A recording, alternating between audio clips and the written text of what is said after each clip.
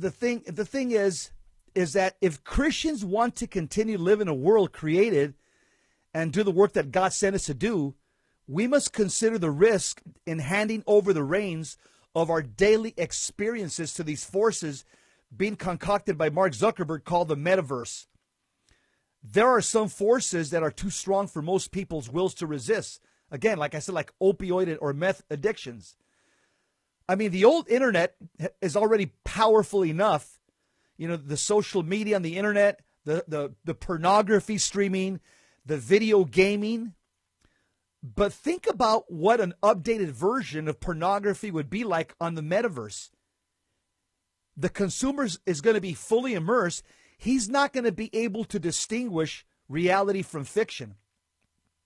Think about what this updated version of video gaming would be like, with adventures far surpassing any previous generation's imagination that you could disappear into for days.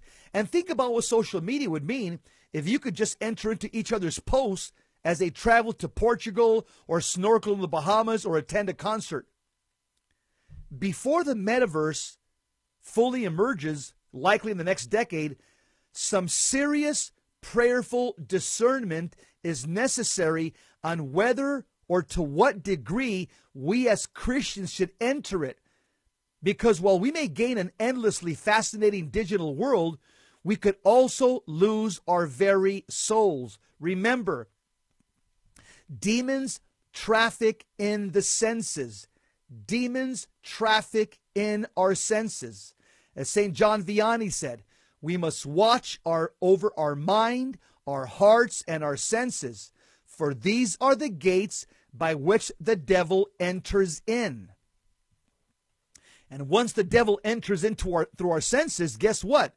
The demon has a constant running commentary inside the head of the person who's diabolically afflicted.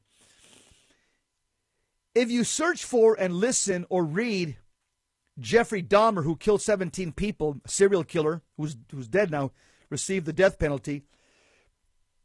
If you read or listen to his Jeffrey Dahmer's interviews, he mentioned about something that came through his television. There was a brief mention of an infamous horror film.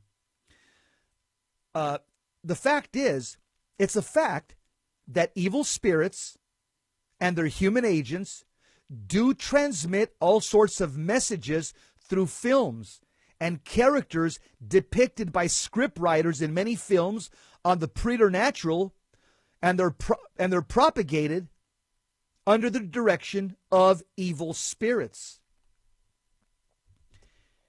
In efforts to make things realistic, many film script writers, and I'm sure those from the MetaVerse, they also consult and or revise actual spells from the real book of magic spells and incantations, but depict those on-screen actions as fiction. And I'm sure they're going to be using the same thing for this MetaVerse. These occultists that are behind these programs. One result is that actors and actresses in those films get affected. If you track the aftermath of those actresses from the film The Craft and other films on the preternatural, you'll also see celebrity ghost stories showcase actors and actresses who narrate their close encounters with spirits of all kinds. People need to be warned more often so that they can sit up and take notice about unspoken facts. And too often people dismiss films, and they're going to dismiss this MetaVerse as possible sources of diabolical influence. The MetaVerse has the ability to create mass psychosis. That's severe mental disorders and emotional disorder on a mass scale.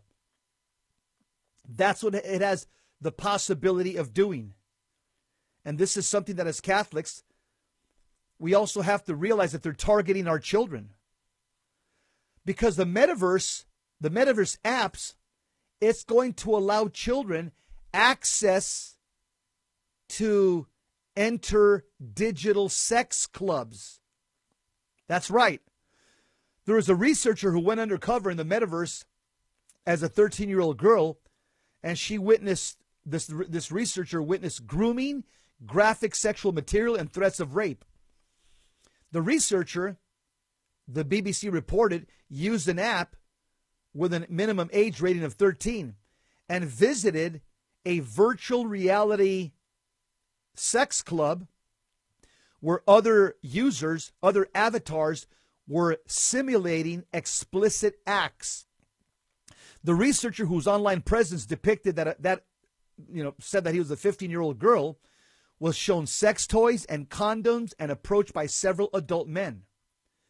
One man told the researcher that in the metaverse, users can get naked and do unspeakable things.